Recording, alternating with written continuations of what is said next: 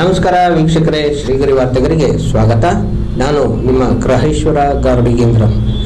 ದಿನಾಂಕ ಏಪ್ರಿಲ್ 11, 2026ರಂದು ಜವಾರಿ ಕಾಳು ಮೇಳ ಉದ್ಘಾಟನೆ ಸಮಾರಂಭ. ಉದ್ಘಾಟನೆ ಅಕ್ಷತಾ ಪಾಂಡವಪುರ ಫಿಲ್ಮ್ ಫೇರ್ ಪ್ರಶಸ್ತಿ ಪುರಸ್ಕೃತ ಚಿತ್ರನಟಿ ಮತ್ತು ರಂಗಕರ್ಮಿ ಕಿಸಾನ್ ಮಾಲ್ ಮಾಹಿತಿ ಪತ್ರ ಬಿಡುಗಡೆ. ಮಂಜುನಾಥ ಅಂಗಡಿ, ಜಂಟಿ ನಿರ್ದೇಶಕರು, ತೋಟಗಾರಿಕೆ ಇಲಾಖೆ, ಮೈಸೂರು ವಿಭಾಗ.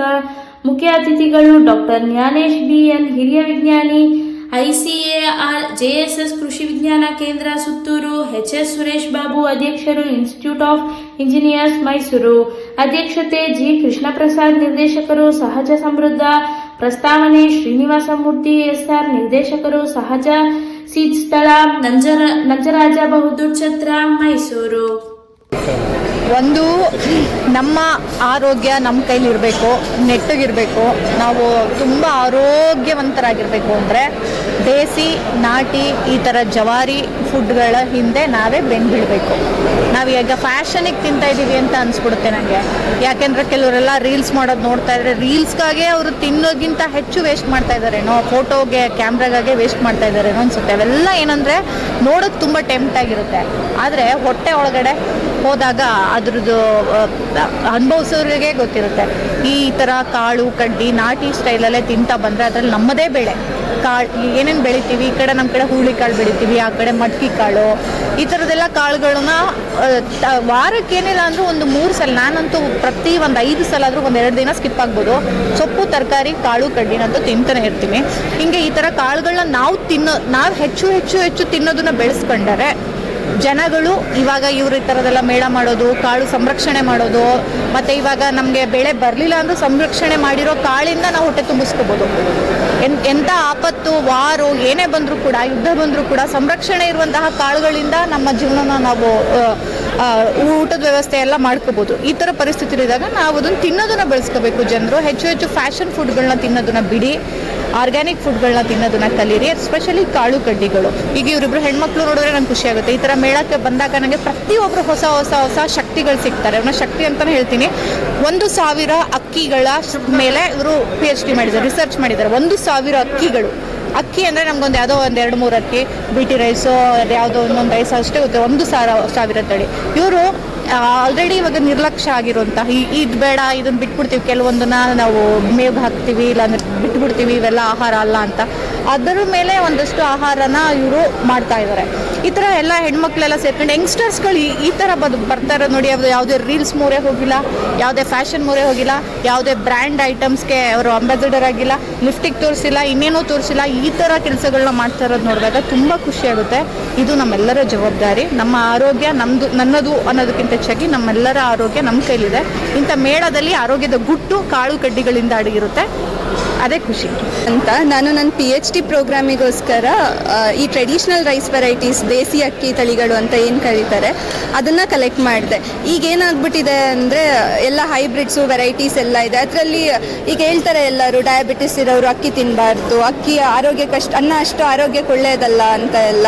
ತಮಿಳ್ನಾಡಲ್ಲಿ ಒಬ್ಬರು ಡಾಕ್ಟರ್ ಇದ್ದಾರೆ, ಅವರು ನನಗೆ ಡಯಾಬಿಟಿಸ್ ಇದೆ ಅಂತ ಹೋದ್ರೂ ಒಂದು ಅಕ್ಕಿ ರೆಕಮೆಂಡ್ ಮಾಡ್ತಾರೆ. ಅವ್ರು ಅಕ್ಕಿ ಅನ್ನ ತಿನ್ನಬೇಡಿ, ಅನ್ನ ಕಡಿಮೆ ಮಾಡಿ ಅಂತ ಹೇಳೋದಿಲ್ಲ. ಅವರು ಒಂದು ಅಕ್ಕಿಯ ತಳಿನ ರೆಕಮೆಂಡ್ ಮಾಡ್ತಾರೆ. ಅದರಲ್ಲಿ ಕಾರ್ಬೋಹೈಡ್ರೇಟ್ಸ್ ಕಡಿಮೆ ಇರುತ್ತೆ, ಫೈಬರ್ ಜಾಸ್ತಿ ಇರುತ್ತೆ. ಆ ಥರ ನಮ್ಮದು ಎಲ್ಲ ಕಾಯಿಲೆಗೂ ಅಕ್ಕಿನೇ ಉತ್ತರ ಇದೆ. ನಾವು ಈಗ ನಾನು ಅದು ತಿನ್ನಬಾರ್ದು, ಇದು ತಿನ್ನಬಾರ್ದು ಅಂತ ನಾವು ಮಾಡ್ಕೊಂಡಿದ್ದೀವಿ. ಎಷ್ಟು ಥರ ಅಕ್ಕಿಗಳಿದೆ ಅಂದರೆ, ಈ ಗ್ರೀನ್ ರೆವಲ್ಯೂಷನ್ ಆಗೋಕ್ಕಿಂತ ಮುಂಚೆ ಭಾರತದಲ್ಲಿ 10,000ಕ್ಕಿಂತ ಹೆಚ್ಚು ದೇಸಿ ತಳಿಗಳಿದ್ವು. ಈಗ 10,000 ಅಲ್ಲ, 1,00,000 ಹತ್ತತ್ರ ತಳಿಗಳಿದ್ವು. ಆದರೆ ಈಗ ನಮ್ಮ ಹತ್ರ ಉಳಿದಿರೋದು 10,000ನೂ ಉಳಿದಿಲ್ಲ. ನಮ್ಮ ಹತ್ರ ಈಗ ಒಂದು 5-6 ಸಾವಿರ ತಳಿಗಳು ಉಳಿದಿದೆ ಅಷ್ಟೇ. ಇನ್ನು ಮಿಕ್ಕಿದ್ದೆಲ್ಲ ಹೋಗ್ಬಿಟ್ಟಿದೆ. ನಾವು ಎಷ್ಟು ಹುಡ್ಕಿದ್ರೂ ಈಗ ಸಿಗೋದಿಲ್ಲ, ಎಲ್ಲ ಎಕ್ಸ್ಟಿಂಟ್ ಆಗಿಬಿಟ್ಟಿದೆ. ಈಗ ಇರೋದನ್ನು ಉಳಿಸ್ಕೊಂಡು ಹೋಗಬೇಕು. ತುಂಬ ವೆರೈಟೀಸ್ ಇದ್ದಾವೆ.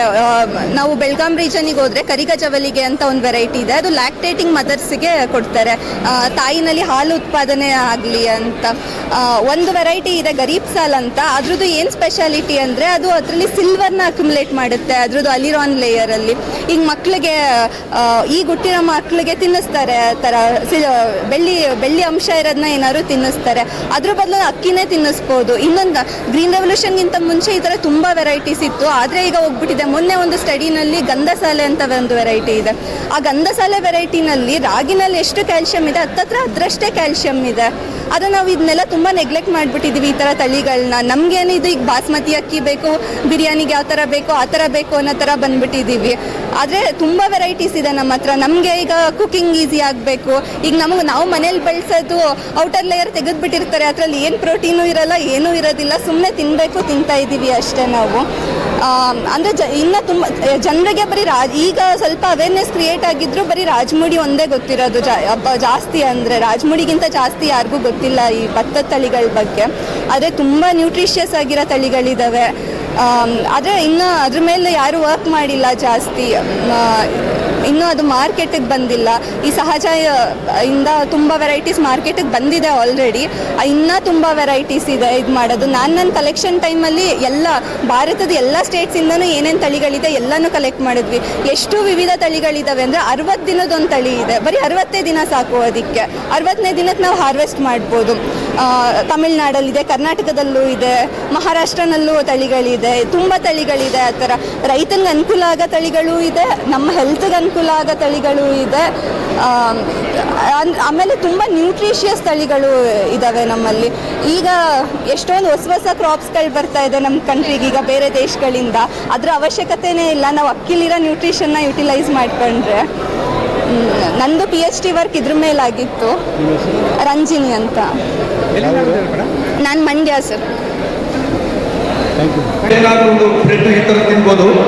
ಪ್ರತಿದಿನವೂ ಪ್ರತಿ ಹೊತ್ತು 3 ಹೊತ್ತಿನಲ್ಲಿ 3 ಹೊತ್ತು ನಮಗೆ ಜೊತೆಗಿರೋದು ಅಂದರೆ ಈ ಕಾಳುಗಳು. ದೋಸೆ ಮಾಡಬೇಕು ಅಂದರೆ ಉದ್ದಿನ ಬೇಳೆ ಬೇಕು, ಚಿತ್ರಾನ್ನ ಮಾಡಬೇಕು ಅಂದರೆ ಕಡಲೆಬೇಳೆ ಬೇಕು, ಮತ್ತು ಉದ್ದಿನ ಬೇಳೆ ಬೇಕು, ಮತ್ತು ನೀವು ಉಪ್ಪಿಟ್ಟು ಮಾಡಬೇಕು ಅಂದರೆ ಅದಕ್ಕೆ ಅವರೆಕಾಳು ಇದ್ರೇ ಮಜಾ ಬೇರೆ. ಈ ಥರ ನಮಗೆ ಕಾಳುಗಳು ನಮ್ಮ ಜೊತೆ ಯಾವಾಗಲೂ ಇರ್ತವೆ. ಅದ್ರ ಜೊತೆಗೆ ಈ ಕಾಳುಗಳಲ್ಲಿ ಮೊಳಕೆ ಬರೆಸಿದ ಕಾಳುಗಳು ಹೆಚ್ಚಿನ ಪೌಷ್ಟಿಕಾಂಶ ಮತ್ತು ಪ್ರೋಟೀನ್ ತುಂಬಿರ್ತವೆ. ನಮ್ಗೆ ಏನನ್ಸುತ್ತೆ ಗೊತ್ತಾ, ನಮ್ಮ ನಿಜವಾದ ಭಾರತಕ್ಕೆ ಗೊತ್ತಾಗಿರುವಂಥ ಇದು. ನಮ್ಮ ಭಾರತ ಅಂದರೆ ನಾನು ಕಂಡ ನಮ್ಮ ಭಾರತದ ಪರಿಕಲ್ಪನೆ ಇಂತಹ ಮೇಳದಲ್ಲಿ ನೋಡ್ತೀವಿ. ಇದು ನಮ್ಮದೆಲ್ಲದ ನಮ್ಮತನದ ಕಾಳು ಕಡ್ಡಿ ಗೆಡ್ಡೆ ತಳಿಗಳಾದರೆ ರೋಗ ನಿರೋಧಕ ಶಕ್ತಿ ಜಾಸ್ತಿ ಇರ್ತವೆ. ಅವು ತಮ್ಮ ಭಾಗ ಜನಗಳು ಎಲ್ಲೆಲ್ಲಿ ಬೆಳೀತಾರೆ ಅದನ್ನು ಚೆನ್ನಾಗಿ ಹೊಂದ್ಕೊಂಡು ಜಾಸ್ತಿ ಇಳುವರಿ ಕೂಡ ಬರ್ತಾ ಇದೆ. ಹಾಗಾಗಿ ಜನರು ಏನು ದೇಸಿ ತಳಿಗಳನ್ನ ಮರ್ತಿದ್ರು, ಈಗ ಮತ್ತೆ ರೈತರು ಅದನ್ನು ಬಳಸ್ಕೊತಾ ಇದ್ದಾರೆ. ಎಸ್ಪೆಷಲಿ ಈ ನೈಸರ್ಗಿಕ ಕೃಷಿ ಅಥವಾ ಸಾವಯವ ಕೃಷಿ ಮಾಡೋ ರೈತರು ಈ ದೇಸಿ ತಳಿಗಳನ್ನ ಹೆಚ್ಚಾಗಿ ಬಳಸಿ ಉತ್ಪಾದನೆ ಮಾಡ್ತಾ ಇದ್ದಾರೆ. ಆದ್ದರಿಂದ ಇವತ್ತು ಏನು ನಡೀತಾ ಇದೆ ಈ ಮೇಳ ಒಂದು ಒಳ್ಳೆಯ ಪ್ರಾಮುಖ್ಯತೆ ಪಡೀತಾ ಇದೆ. ಅದಲ್ಲದೆ ಈ ದೇಸಿ ಕಾಳುಗಳಲ್ಲಿ ನಾವು ನೋಡಿರ್ಬೋದು, ಕೆಲವು ಜನರಲ್ಲಿ ಮಾಂಸಾಹಾರಿ ಪದಾರ್ಥ ತಿಂತಾರೆ, ಆದರೆ ಯಾರು ಮಾಂಸಾಹಾರಿ ಪದಾರ್ಥ ತಗೊಳ್ಳಲ್ವೋ ಅವ್ರಿಗೆ ಪ್ರೋಟೀನಾಂಶ ಭಾಳ ಮುಖ್ಯ. ಅದಲ್ಲದೆ ಬೇರೆ ವಿಟಮಿನ್ಸ್ ಕೂಡ ಇದರಲ್ಲಿ ಪೌಷ್ಟಿಕವಾಗಿ ದೊರೆಯೋದ್ರಿಂದ ಈ ಕಾಳು ಭಾಳ ಮಹತ್ವ. ಈಗ ಆಲ್ರೆಡಿ ಮೇಡಮ್ ಹೇಳಿದಾಗೆ ಮೊಳಕೆ ಕಾಳು ಒಂದು ಗುಟ್ಟು. ನಮಗೇನು ರೆಡಿ ಅಬ್ಸರ್ವ್ ನ್ಯೂಟ್ರಿಯೆಂಟ್ಸ್ ಸಿಗಬೇಕು ಅದು ಮೊಳಕೆ ಕಾಳಲ್ಲೇ ಜಾಸ್ತಿ ಸಿಗೋದು. ಆದಷ್ಟು ನಾವು ಏನೇ ಕಾಳುಗಳು ಬಳಸೋದು ಮೊಳಕೆ ಕಾಳು ಬಳಸೇ ಮಾಡಬೇಕು. ಈ ಹುಳಿ ಕಾಳಲ್ಲಿ ಆಗಿರ್ಬೋದು, ಹೆಸರು ಕಾಳು ಆಗಿರ್ಬೋದು, ಅದನ್ನೆಲ್ಲ ಈಗ ಮೈಕ್ರೋ ಗ್ರೀನ್ಸ್ ಅಂತಾರೆ ಸಾಕಷ್ಟು ಜನ. ಅದಕ್ಕೂ ಕೂಡ ನೀವು ಮನೆಯಲ್ಲೇ ಮಾಡ್ಕೋಬೋದು, ಭಾಳ ಸುಲಭ. ಈ ಜವಾರಿ ಕಾಳು ಮೇಳ ಅಂತಕ್ಕಂಥದ್ದು ಪರಿಕಲ್ಪನೆ ಹುಟ್ಟಿದ್ದೆ ನಮ್ಮ ಕೃಷ್ಣ ಪ್ರಸಾದ್ ಅವರಿಂದ. ಸೊ ನಾವಿದನ್ನು ಯಾಕೆ ಕಿಸಾನ್ ಮಾಲ್ ಮೂಲಕ ಒಂದು ವೇದಿಕೆಯಾಗಿ ಮಾಡಬೇಕಂತ ಒಂದು ಪರಿಕಲ್ಪನೆ ಇದ್ದಾಗ ಅವರು 2 ದಿವಸ ಕಾಲ ನಾವು ಮಾಡೋಣ ಅಂತ ಹೇಳ್ಬಿಟ್ಟು ಇವತ್ತು 2 ದಿವಸ ಮಾಡಿದ್ದಾರೆ. ಇದರಲ್ಲಿ ಸುಮಾರು ಶಿವಮೊಗ್ಗ, ಕಾರವಾರ, ಬೆಂಗಳೂರು, ಗುಲ್ಬರ್ಗ, ಮೈಸೂರು ಎಲ್ಲ ರೈತರು, ದೇಸಿ ಕಾಳುಗಳನ್ನು ಬೆಳೀತಕ್ಕಂಥ ರೈತರೆಲ್ಲ ಭಾಗವಹಿಸಿದ್ದಾರೆ. ಜೊತೆಗೆ 38 ಸ್ಟಾಲ್, 39 ಸ್ಟಾಲ್ಗಳನ್ನು ಕೂಡ ಇಲ್ಲಿ ಹಾಕಿದ್ದಾರೆ. ಸೊ ಅದರಿಂದ ನಮ್ಮ ನಾಗರಿಕರು ಈ ದೇಸಿ ಕಾಳುಗಳನ್ನು ಬಳಸುವಂಥ ಪದ್ಧತಿನ ಬೆಳೆಸ್ಕೋಬೇಕು. ಇದರಿಂದ ರೈತರಿಗೆ ಉತ್ತೇಜನ ಆಗುತ್ತೆ, ಜೊತೆಗೆ ಗ್ರಾಹಕರಿಗೆ ಒಳ್ಳೆ ಕಾಳುಗಳು ಸಿಗುತ್ತೆ. ನನಗೆ ಈಗ ಭಾಳ ನೆನಪಾಗ್ತಾ ಇರೋದು ನಮ್ಮ ಹಳ್ಳಿಯ ಜೀವನ. ಯಾಕಂದರೆ ನಾವು ಹಳ್ಳಿಯಲ್ಲಿ ಹುಟ್ಟಿ ಬಿಡೋದು. ಭಾಳಷ್ಟು ರಂಗೋಲಿಗಳು ನೋಡ್ತಾರೆ, ಕಾಳಿನ ರಂಗೋಲಿ ನೋಡ್ತಾ ಇರೋದು ಇದು ಒಂದು ಶ್ರೇಷ್ಠ. ಆಮೇಲೆ ನಾವು ಹಳ್ಳಿಯಲ್ಲಿ ಇರಬೇಕಾದ್ರೆ ಈ ಪ್ರತಿ ಭಾನುವಾರ ನಮ್ಮ ರಜಾ ಬಂದಾಗ ಇದು ರಾಗಿ ಬೀಸಿಸೋದು, ಅದು ನಮಗೆ ಕೆಲಸ ಆಗಿತ್ತು. ಅದನ್ನು ಇವತ್ತು ಅಕ್ಷರ ರಾಗಿ ಬೀಸೋದ್ರ ಮೂಲಕ ನಾವು ನೋಡ್ತಾ, ಯಾಕಂದರೆ ಅದು ನಮ್ಮ ಮನೆಯಲ್ಲಿ ರಾಗಿಯಿಂದ ಬೀಸ್ಕೊಡ್ತಾ ಇದ್ದೋ ನಾವು. ಇದು ಇಷ್ಟೊಂದು ಸುಂದರವಾದಂಥ ಕ್ಷಣಗಳನ್ನು ಸೃಷ್ಟಿ ಮಾಡಿರೋದು ನಮ್ಮ ಕೃಷ್ಣ ಪ್ರಸಾದ್ ಅವರು. ಕತೆ ಹಳ್ಳಿಗಳಲ್ಲಿ ಕಾಳುಗಳು ಅಂದರೆ ಬಳೆ ನಗುಪಾಟು. ಅವರೆಕಾಳು, ಅಲಸಂದಿ ಕಾಳು ತಿನ್ನೋದು, ಪುರ್ರ ಅನ್ನೋದು, ಪುರ್ರು ಅನ್ನೋದು, ಈ ಥರ ಎಷ್ಟೋ ಗಾದೆ ಮಾತುಗಳು, ನಗೆ ಮಾತುಗಳು ಇವೆಲ್ಲ ಇದ್ದಾವೆ. ಆಮೇಲೆ ಎಷ್ಟು ಕಾಲ ಬದಲಾಗೋಗಿದೆ ಅಂದರೆ 15-20 ವರ್ಷಗಳಿಂದ ಅವರೇ ಬೇಳೆ ಎಲ್ಲ ಅಂಗಡಿ ಮನೆಗಳಲ್ಲಿ ಸಿಗ್ತಿತ್ತು. ತೊಗರಿ ಬೇಳೆ ಒಂದು ಸ್ವಲ್ಪ ಮನೆಗಳಲ್ಲಿ ಮಾಡ್ಕೊಡ್ತಿದ್ರು. ಈ ಬೇರೆ ಬೇರೆ ಬೇಳೆಗಳೆಲ್ಲ ನಮಗೆ ಬರ್ತಲೇ ಇರಲಿಲ್ಲ. ನೋಡಿ, ಈಗ ಈ ತಲೆಮಾರಿನವ್ರಿಗೆ ಅವರೇ ಬೇಳೆನೇ ಗೊತ್ತಿಲ್ಲ. ಅವರೇ ಬೇಳೆ ತಿಂದ್ಬಿಟ್ರೆ ಏನೋ ಅಪಾಯ, ಏನೋ ಆಗೋಗುತ್ತೆ, ಗ್ಯಾಸು ಕಥೆಗಳೇ ಇರ್ತಾರೆ. ಹಸಿ ಅವರೆಕಾಯಿ ಮಾತ್ರ ಇನ್ನೂ ಹೆಂಗೋ ಉಳಿಸ್ಕೊಂಡ್ಬಿಟ್ಟಿದ್ದೀವಿ, ಆದರೆ ಅವರೇ ಬೇಳೆ ಕಳ್ಕೊಂಡ್ಬಿಟ್ಟಿದ್ದೀವಿ. ಆಮೇಲೆ ತೊಗರಿ ನೋಡಿದ್ರೆ ನೀವು ಸಣ್ಣ ತೊಗರಿ ಇಲ್ಲವೇ ಇಲ್ಲ. ಯಾಕೆಂದರೆ ಸಣ್ಣ ತೊಗರಿಗೆ ಹುಳನೂ ಜಾಸ್ತಿ ಬರುತ್ತೆ. ಅದನ್ನು ಬೇಳೆ ಮಾಡೋದು ಭಾಳ ಕಷ್ಟ ಇದೆ. ಎಲ್ಲ ಕೈಯೆಲ್ಲ ಹಾಕಬೇಕು, ಎಲ್ಲ ಮಿಷಿನ್ ಕಾಲ ಇತ್ತು. ಆಮೇಲೆ ತಟ್ಪೈರು ಅಂತ ಇತ್ತು. ತಟ್ಪೈರು ಅಂದರೆ ರೈಸ್ ಮೀನ್ ಅಂತ, ಅದು ಗೊತ್ತೇ ಇಲ್ಲ. ಮಡಿಕೆ ಕಾಳು ಬಯಲುಸೀಮೆಲೆಲ್ಲ ಮಡಿಕೆ ಕಾಳು ಹಾಕ್ತಾಯಿದ್ರು, ಸಣ್ಣ ಸಣ್ಣದು. ಎಲ್ಲೂ ಈಗ ಮಂಡ್ಯ, ಮೈಸೂರು, ತುಮಕೂರು ಏನೂ ಮಡಿಕೆ ಕಾಳಿಲ್ಲ. ಉತ್ತರ ಕರ್ನಾಟಕದಲ್ಲಿ ಮಾತ್ರ ಮಡಿಕೆ ಕಾಳು ಇರೋದು. ಯಾಕೆಂದರೆ ನಮ್ಮ ಮಡಿಕೆ ಕಾಳು ಬೇರೆ ಥರದ್ದು ಸಣ್ಣ ಕಾಳುಗಳಿತ್ತು ತುಮಕೂರು ಈ ಭಾಗದಲ್ಲೆಲ್ಲ. ಹಾಗಾಗಿ ನಾವು ತುಂಬ ಕಾಳುಗಳನ್ನು ಕಳ್ಕೊಳ್ತಾ ಇದ್ದೀವಿ. ಈಗ ಕಾಳು ಎಲ್ಲಿಂದ ಬರುತ್ತೆ ನೀವು ತಿನ್ನೋದು ಅಂದರೆ ದೊಡ್ಡ ಪ್ರಮಾಣದಲ್ಲಿ ಇಂಪೋರ್ಟ್ ಆಗ್ತಾ ಇದೆ ಆಫ್ರಿಕಾ ಮತ್ತು ಬೇರೆ ಭಾಗದಿಂದ.